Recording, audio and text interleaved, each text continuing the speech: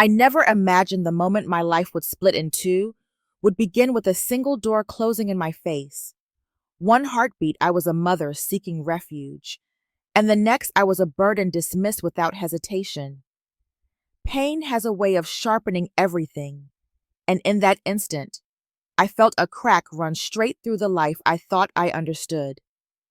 But sometimes the deepest wounds reveal truths we have spent a lifetime avoiding. What followed was a journey through betrayal, hidden legacies, and a kind of strength I did not know I still possessed. And it all started there, on that doorstep. Before we dive into today's story, take a moment to share where you're tuning in from. We love seeing how our stories connect people from all around the world. Your comments and thoughts bring this community to life, and we're so grateful to have you on this journey with us. If you haven't already, do not forget to subscribe and turn on notifications so you never miss a new story. Now, grab a cozy seat, maybe a cup of coffee or tea, and prepare yourself for a tale that will captivate your heart from beginning to end. Let us begin. My name is Evelyn Marshall, and on the morning everything quietly shifted beneath my feet, the rain in Charleston fell the way it often does in the South, steady, warm, and full of memory. It tapped against my windows in a rhythm that almost sounded familiar, as if echoing the life I once had before the accident, before the wheelchair, before the silence inside my home grew louder than any storm outside. The city still smelled of magnolia blossoms, even in the rain, and from where I sat, I could hear the distant chime of the church bell drifting over the narrow streets, soft and patient. I had always loved that sound. It used to make me feel rooted. Now it made me feel small. My house, an old Charleston single home with a peeling blue door and creaking shutters, had become both sanctuary and prison in the months since I fell down my staircase. The accident damaged my hip badly, and the doctors warned that recovery would be long and full of compromises. I could no longer climb the stairs to my own bedroom, so I slept downstairs on a narrow daybed that groaned every time I shifted. I learned the path my wheelchair could take through the house, and I learned the places where the wheels always caught. I told myself I was lucky to still be independent, but it was the kind of lie you tell to stay afloat. Daniel would have known how to say the right thing. He always did. 4 years had passed since he left this world, yet sometimes I still expected to hear his footsteps crossing the floor or the soft clearing of his throat before he read the morning news. His favorite armchair still sat angled toward the window, untouched, as if waiting for him to return. I kept his wool sweater folded on the back of it. Some days I pressed my face into the fabric just to remember what warmth felt like.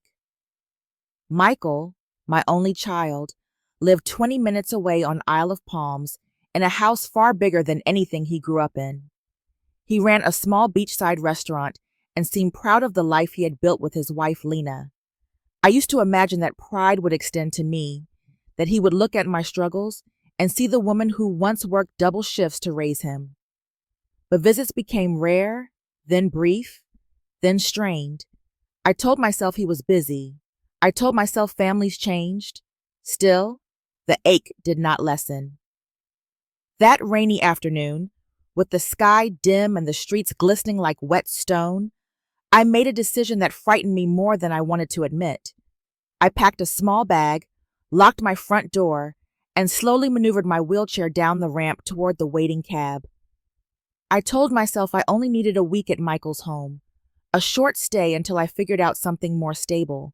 I told myself it was reasonable, yet every push of the wheels reminded me how vulnerable I had become. When I arrived, the house glowed with warm lights behind the rain-streaked windows. I could hear laughter inside, the clatter of dishes, and the muffled sound of a television show.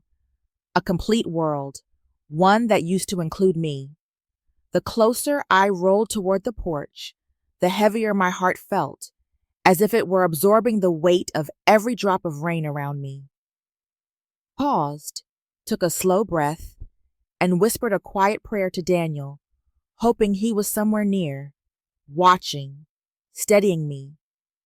Then I raised my hand and pressed the doorbell, unaware that this single moment would mark the beginning of a journey far more devastating and transformative than anything I had ever known. If you are still watching and this moment struck something in you, comment number 1 below so I know you are with me. Now let's move on to chapter 2, where the first cracks begin to show.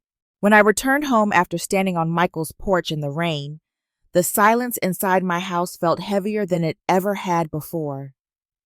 The cab ride back to Charleston passed in a blur of wet pavement and blurred streetlights, each reflection stretching across the road like the echo of something I had lost long before this day. My clothes were still damp, my hands cold around the handle of my wheelchair as I pushed myself inside. But none of that compared to the sharp sting in my chest, a kind of ache that came not from my injury, but from realizing that my own child could close a door on me without hesitation. The house, always quiet since Daniel died, felt cavernous tonight, and I could almost feel the emptiness breathing around me. I tried to steady myself by focusing on small things. I boiled water for tea, even though I barely tasted it. I arranged the mail that had piled up near the front door. I wiped the counter, though it was already clean. These motions felt like grasping at fragments of normalcy in a world that had suddenly tilted. When the heaviness in my chest did not ease, I rolled toward Daniel's old desk in the corner of the room, seeking comfort in the familiar scent of wood and yellowed paper. I opened the top drawer, searching for a pen, though it was not truly the pen I needed. I needed something to ground me, something that reminded me I had once belonged somewhere. Instead of a pen, my fingers brushed against the edge of a card thicker than the envelopes beneath it. I pulled it out, and the sight of it made me still completely. The card was elegant, printed on heavy stock, with the name Harbor Private Trust pressed in raised silver letters. Beneath it was the name Julian Price, Senior Private Banker. The title alone made my pulse quicken, not with excitement but with confusion. Daniel had never spoken of any private banker. Turning the card over, I found something even more startling. A short note written in Daniel's unmistakable handwriting. Emergency access. EM. For a moment, it felt as if the room itself shifted. I remembered Daniel sitting at this desk on countless evenings, quietly sorting papers while I read beside him. I remembered asking him once what he was working on, and he had simply smiled and said it was something boring. Now, I wondered how much he had deliberately kept from me. It hurt to think he might not have trusted me with the truth, but it also felt like he had reached across time to place this card in my hands at the exact moment I needed it most. Questions pressed through my mind. Why had he kept this secret? What was so important that he left instructions only for an emergency? Had he somehow known I would reach this breaking point, standing alone in a rainy driveway with nowhere to go? I set the card on my lap and stared at it as the rain continued to tap softly on the windows. For the first time since Michael had turned me away, a flicker of something other than despair stirred inside me. It was not quite hope, not yet, but it was a beginning. The next morning, with trembling fingers, I called the number on the card. The receptionist's tone shifted noticeably when I mentioned Daniel's name, and she insisted that Mr. Price could meet with me in person as soon as possible. Her urgency unsettled me almost as much as the card itself. That night, I placed the card beside Daniel's photograph, studying both under the soft lamplight.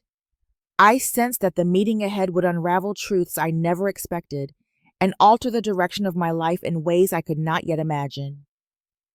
And for the first time in a long while, I felt the faint hum of something returning to me, the possibility of control, or perhaps the beginning of a revelation Daniel had prepared long before I understood the storm I would face. If you are still watching, and the tension is starting to build for you too, comment number 2 below to let me know you are following every turn. Now let's step into chapter 3, where everything starts to unravel. I remember the sound first, The soft hum of the revolving doors, the way the marble floor seemed to drink in every footstep without giving anything back. Harbor, Private Trust did not feel like a place someone like me should walk into. It felt like the kind of building you only see from the outside while waiting for a bus, wondering what important decisions were being made behind the tinted glass. Yet there I was, wheeling myself across the glossy tiles, holding the business card Daniel had hidden, and the last shred of my dignity. The lobby stretched upward in a cascade of glass and steel, sunlight pouring in like it had been trained to perform on cue. The receptionist looked polished enough to be made of porcelain. For a moment, she wore that professional smile reserved for customers with simple questions, but it changed the instant she saw the card in my hand. It was not my name that did it. It was Daniel's handwriting. She spoke softly and called someone. Then another woman in a navy suit appeared, guiding me down a long hallway filled with paintings that did not have price tags because people who walked these halls would never ask for one. When we reached Julian Price's office, I felt the shift in the air. The room opened toward a full wall of windows that framed the Charleston harbor like a living painting. Julian rose the moment I entered, his expression carrying a hint of something like surprise or perhaps recognition. His gestures were courteous, but edged with urgency, as if this meeting had been sitting on his calendar waiting to breathe. He examined my documents with stern precision. The way he handled them made my pulse drum louder. He asked for nothing unnecessary, yet each step felt ceremonial, as if he were unlocking a vault meant to remain untouched. When he finally turned the computer screen toward me, time behaved strangely. My eyes resisted the number at first, sliding over it as if it were written in another language. 33 million United States dollars. I felt a ripple of cold moving from my chest to my fingertips. My throat tightened. I wondered if grief could trick the mind into hallucinating dollar signs. Julian spoke gently. He explained that Daniel had opened the account 18 years earlier, slowly funneling money from consulting projects, private investments, and opportunities with people he trusted. Daniel, the man who once spent 2 weeks comparing prices on garden hoses, had quietly built a fortune larger than anything I could have imagined. I realized how little I had understood his late nights, his phone calls taken in the garage, his handwritten notes tucked behind grocery lists. They were pieces of a life he had hidden not out of betrayal, but caution. The weight of the truth settled over me. I felt a strange mix of anger, gratitude, and awe. I wanted to scold him for letting me worry about bills. I wanted to thank him for making sure I would never face the world empty-handed. Mostly, I felt the ache of missing him sharpen, the way it does when you discover something he wanted you to find only after he was gone. Julian handed me a thick folder filled with instructions, histories, and rights that now belonged to me. As I left the building, the sun seemed brighter than before, the air sharper, the city louder. Everything looked the same, yet everything had changed. I was not simply a mother who had been dismissed from her son's doorstep. I was a woman holding a secret that could shift the ground beneath all of us. If you are still watching and the story is pulling you in deeper, comment number 3 below to show you are still with me. Now, let's move into chapter 4, where the struggle becomes impossible to ignore. The ride home felt strangely quiet, as if the city had stepped back to give me space to breathe. Yet my chest was tight the entire way. The sight of that number, 33 million United States dollars, looped through my mind in a way that made the world around me soften at the edges. Even when the car stopped in front of my small, weathered house, I needed a moment before getting out, as if crossing the threshold meant acknowledging that my life had divided into a very distinct before and after. Inside, the familiar dim light greeted me. The house still smelled faintly of old cedar and brewed coffee, a scent that had comforted me through lonely mornings. But everything that once felt grounding now seemed to emphasize how much I had endured. The peeling paint above the hallway, the leaning bookshelf, the uneven rug that had tripped me more than once since my injury. All of it whispered reminders of hardship I had learned to accept, not because I deserved it, but because I thought I had no other choice. I set the thick folder from Harbor Private Trust on the kitchen table and sat down slowly. Daniel's name printed in bold at the top of every document made my throat tighten. I began opening each section, reading line by line even when my eyes stung. There were summaries of investment portfolios, receipts from transactions dating back nearly 2 decades, and written instructions that carried Daniel's tone so distinctly it felt like he was sitting beside me. He had found the time to prepare all of this, while I had believed he was simply exhausted from work. I leaned back and looked around the house, taking in the cracked window frame and the old furnace that rattled like a metal drum every winter. For the first time, I let myself admit how hard these past months had been. The pain in my leg, the long nights alone, the humiliation of depending on neighbors for small daily tasks.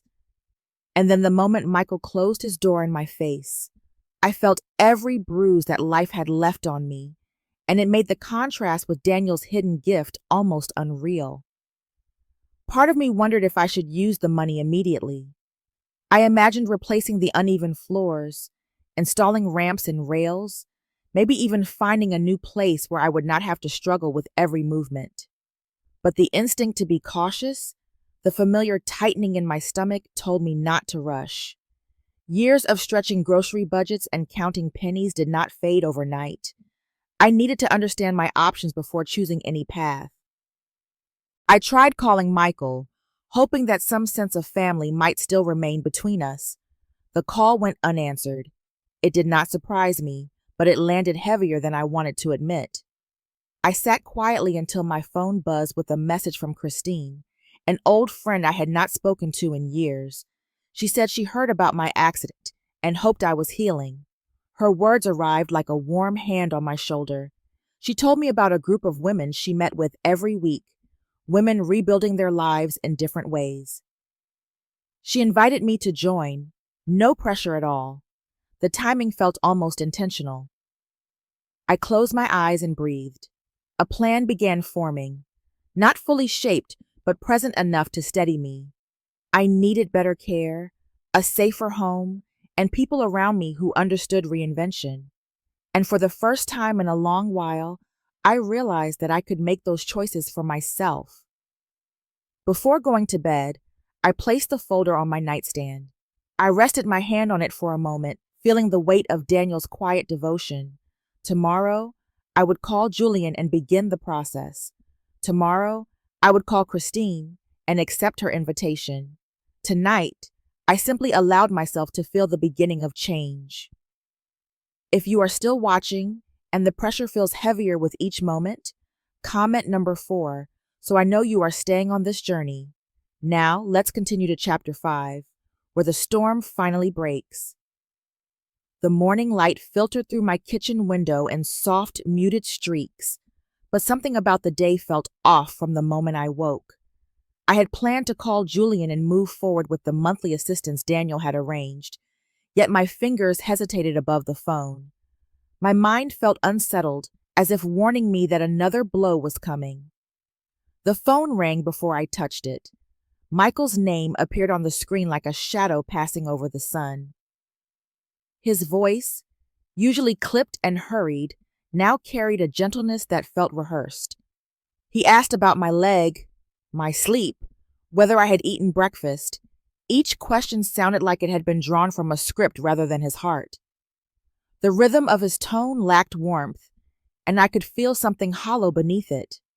When he asked if he could stop by because he had something important to discuss, I agreed with the quiet dread of someone bracing for impact.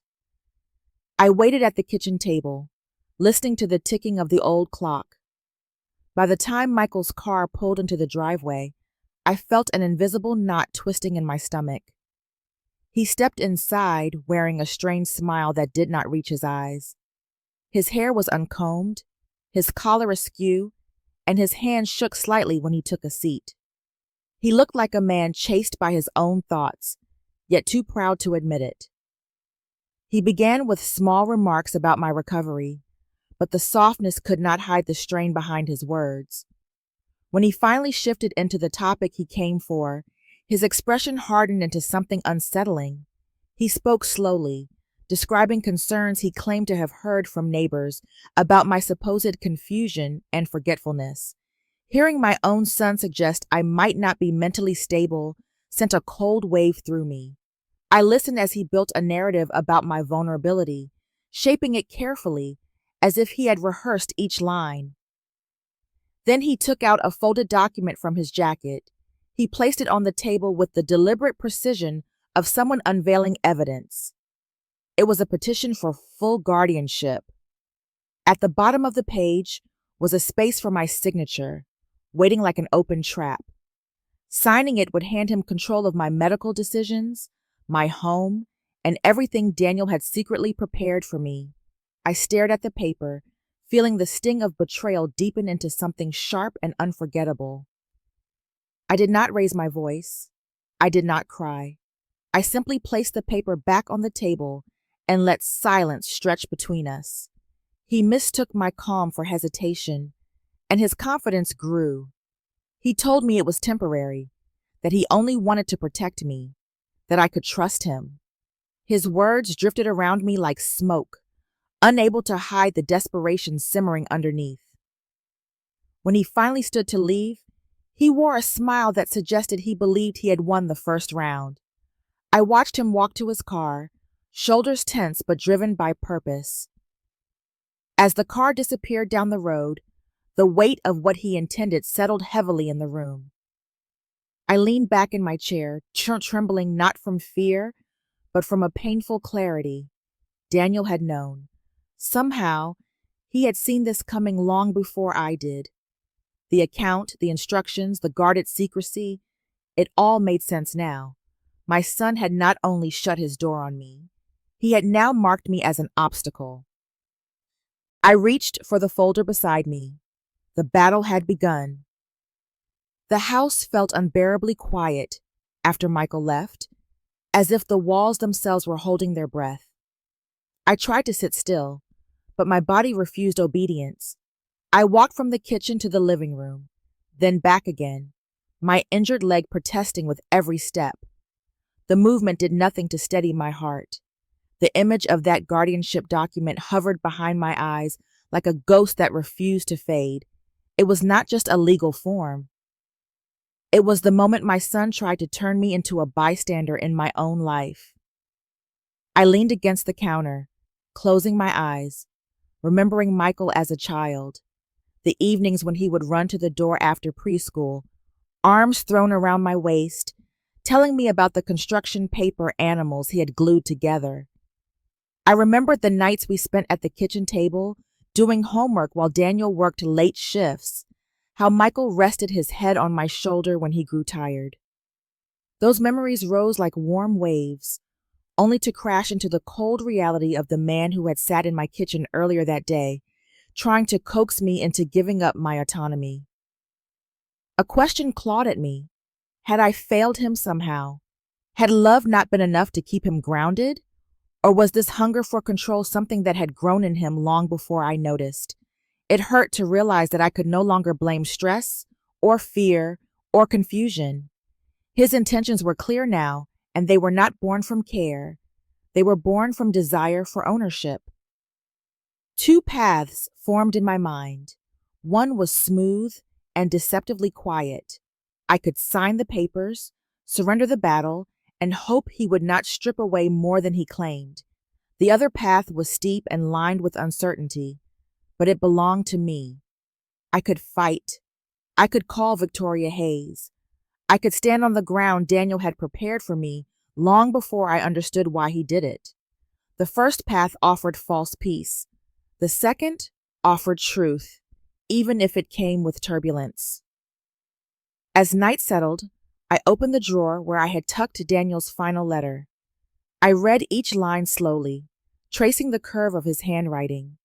His words gripped me with a tenderness I had almost forgotten. He wrote about loving me, about fearing for me, about preparing for the possibility that our son might turn away from compassion. The letter was not a goodbye. It was a map. Daniel had left me a way forward because he trusted I would one day need it. Fear rose and receded inside me like a tide. I feared the legal battle, the confrontation, the judgment from others who would not understand. But I feared something more, the erosion of myself, the quiet kind of disappearance that happens when someone else begins making your choices for you. That fear burned brighter than all the others. My phone buzzed, pulling me from my thoughts. It was Christine, checking in, reminding me about the women's group gathering the next day. Her voice carried a warmth that felt like a lifeline. She did not know what I was facing, yet her call arrived as if fate had nudged her. The simple reminder that I was not entirely alone brought a steadiness back into my hands. I sat at the dining table and placed Michael's petition on one side and Daniel's documents on the other. Then I pushed Michael's away until only Daniel's remained in front of me. The decision settled in my chest like a stone finding its place. I would call Victoria Hayes in the morning. I would protect what Daniel entrusted to me. I would protect myself. That night, I turned off every light except the small lamp shining over Daniel's papers. I stood in the dim glow, watching the soft circle of light illuminate the future he had imagined for me. It was time to claim it.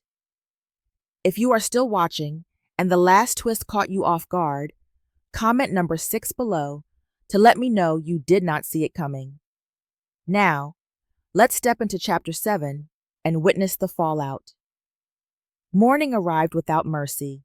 I woke with the weight of the previous day still pressing against my ribs, as if the air itself had thickened overnight. For a moment, I simply lay still, staring at the ceiling, listening to the faint hum of the old furnace.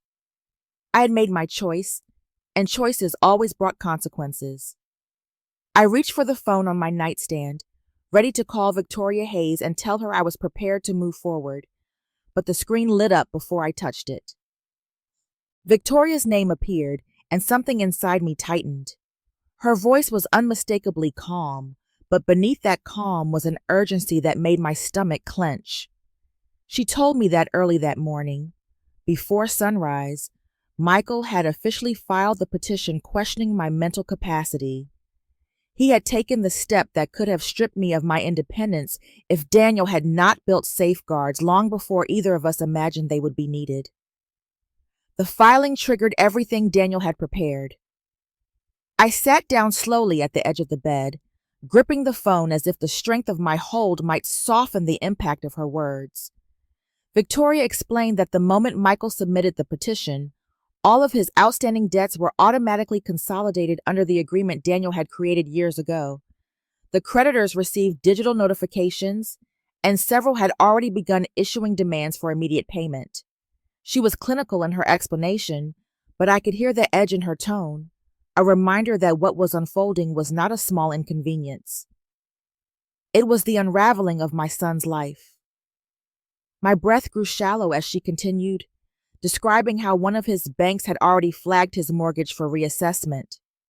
They were preparing the paperwork to declare his loan in violation of terms. I had known Michael was under strain, but I had not understood the scope of his private disasters until now.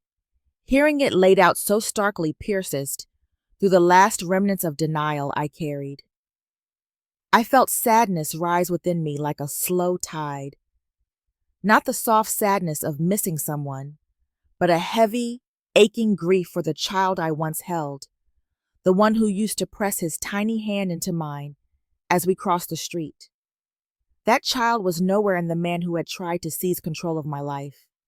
It was the memory of that child, not the man he became, that hurt me now.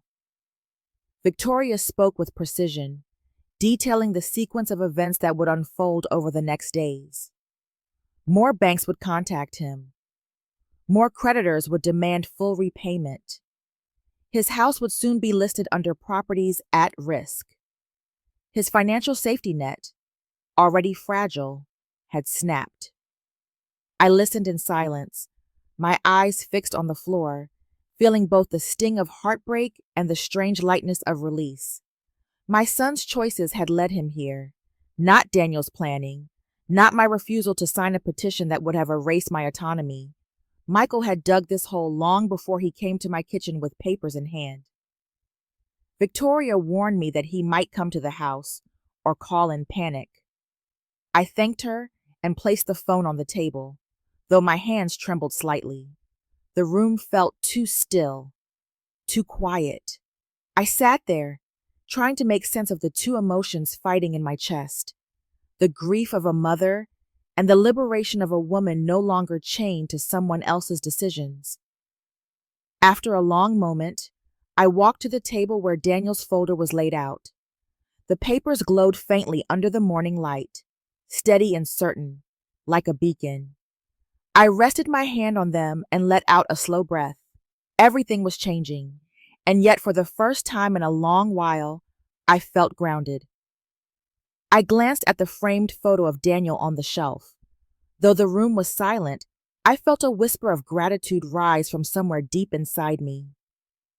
The morning crept in quietly, as if unsure whether it should disturb me after the chaos of the previous day. I lingered in bed longer than usual, feeling the heaviness in my limbs and the fog of exhaustion pressing against my thoughts. When I finally rose, I moved slowly through the house and made myself a cup of tea. My hands trembled slightly as I poured the water, a reminder of how deeply everything had shaken me. The house was so still I could hear the wind brushing against the siding, and for a brief moment, the silence felt almost comforting. I sat at the table, letting the steam warm my face, and forced myself to look honestly at the situation. Michael had crossed a line that could not be softened with excuses anymore. I had spent months believing that I was fragile, insignificant, and burdensome. But that was before I learned the truth about Daniel's preparations and the resources he had hidden for my protection. Now I could see that I was not standing on the edge of collapse. I was standing at the beginning of something new. Before the tea cooled, I picked up my phone and called Victoria Hayes. I needed to understand the next steps, and I wanted to hear her voice guide me through the legal maze. She explained what I would need: documentation from my doctor to affirm my mental clarity, written statements detailing the pressure Michael had placed on me, and a careful record of the events leading up to his petition. I wrote everything down with meticulous attention, feeling a strange sense of stability building with each note I made. Preparation felt like strength I could hold in my hands. Still, the weight of what was ahead lingered. I feared the idea of standing in a courtroom, of being evaluated as if I were incapable. The thought made my stomach tighten, but the fear no longer swallowed me whole. Daniel had built a fortress around me long before I knew I needed one. I was not as vulnerable as Michael imagined me to be. A soft knock broke the silence. When I opened the door, I found Christine standing there with a small bakery box in her hands. The sight of her familiar, warm smile brought a rush of relief. She stepped inside, setting the box on the table with the same gentle energy she had always carried. She could not possibly know how much I needed company at that exact moment. As we talked, she mentioned the women's group she attended, sharing stories of women who had endured losses, betrayals, and upheavals that reshaped their lives. Listening to her describe their resilience did something to me. It lifted the sense of isolation that had wrapped around my shoulders for months. I told her a small part of what I was facing, just enough to release some of the pressure inside me. She did not pry, and she did not try to lecture. She simply nodded with understanding.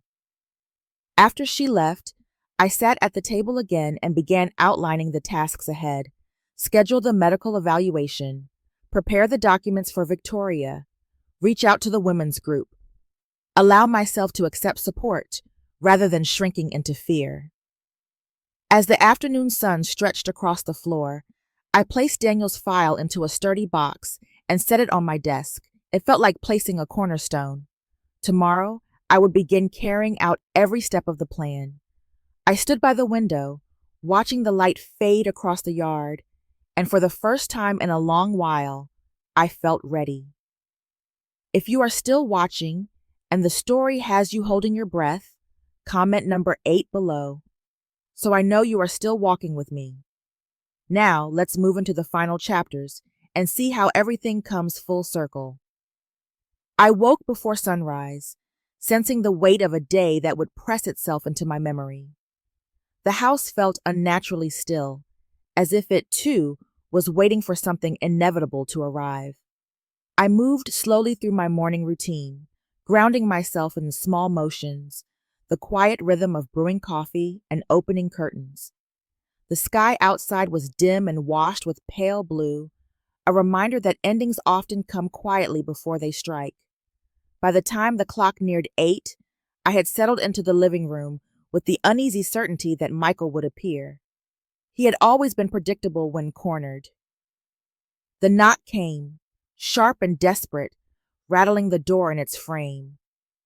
Through the window, I saw the silhouette of my son, shoulders hunched, hair unkempt, suit wrinkled as if he had slept in it or not slept at all. The confident man who once walked with a calculated stride now stood like a wind-blown structure barely holding together. I opened the door only halfway, not out of cruelty, but because something in me had changed forever. He stepped inside without waiting for an invitation, carrying the frantic energy of someone fleeing a disaster. He began speaking with a voice that trembled around the edges, telling me that the banks had frozen his accounts, the mortgage company had issued a notice, and creditors had begun calling from dawn. As he paced across my small living room, he described his world collapsing piece by piece. He insisted that I needed to stop the legal machinery, claiming it was all a misunderstanding. But the pleas did not land the way he intended. They felt hollow, shaped more by fear of losing property than fear of losing me. I kept my composure, guided by the echoes of Daniel's handwritten words. He had warned me that a moment like this would come, a moment when my heart would be pulled in the two directions. He had urged me to choose myself, even when it hurt, in ways only a mother could understand. Remembering that gave me the strength to keep the calm tone Michael never expected from me. Michael finally stopped pacing and faced me with a confession that cut deeper than anything he had said before. He admitted he had considered seeking control over my finances long before my accident. He had assumed I had some money tucked away, and he imagined that taking charge of it would solve the debts he had hidden from his own wife. Hearing him speak those words confirmed what I had tried for years to avoid acknowledging. His betrayal did not start with the day he refused to let me stay at his home. It had begun long before, quietly, growing like a shadow behind me. My decision was made long before he asked me for help. I told him calmly that I would not interfere with the consequences he now faced. I explained that I could not trust my future to someone who had so willingly gambled with it. His composure cracked, and he collapsed into a wave of grief that felt raw and childlike, but still rooted in desperation. I felt the ache of motherhood rise within me, but it no longer controlled my choices. Michael finally stopped pacing and faced me with a confession that cut deeper than anything he had said before. He admitted he had considered seeking control over my finances long before my accident. He had assumed I had some money tucked away, and he imagined that taking charge of it would solve the debts he had hidden from his own wife. Hearing him speak those words confirmed what I had tried for years to avoid acknowledging. His betrayal did not start with the day he refused to let me stay at his home. It had begun long before, quietly, growing like a shadow behind me. My decision was made long before he asked me for help. I told him calmly that I would not interfere with the consequences he now faced. I explained that I could not trust my future to someone who had so willingly gambled with it. His composure cracked, and he collapsed into a wave of grief that felt raw and childlike, but still rooted in desperation. I felt the ache of motherhood rise within me, but it no longer controlled my choices. Michael left my home with slow steps, as if each one pulled something heavy behind it. I watched from the window, feeling a quiet finality settle into my chest. It was the ending neither of us wanted, but the only one that could ever happen. When he disappeared from view, I called Victoria to confirm everything had unfolded as expected. As I stood alone in my living room, sunlight finally breaking through the morning haze, I realized that freedom sometimes arrives disguised as loss.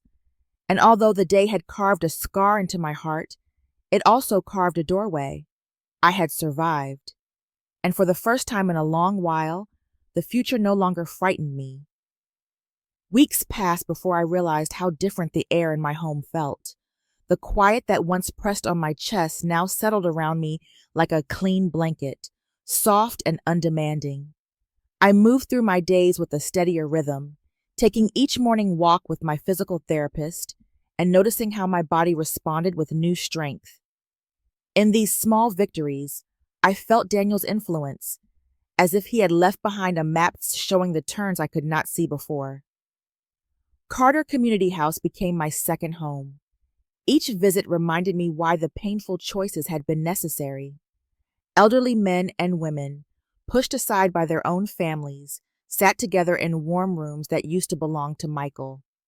They played board games, cooked simple meals, and shared stories that echoed parts of my own.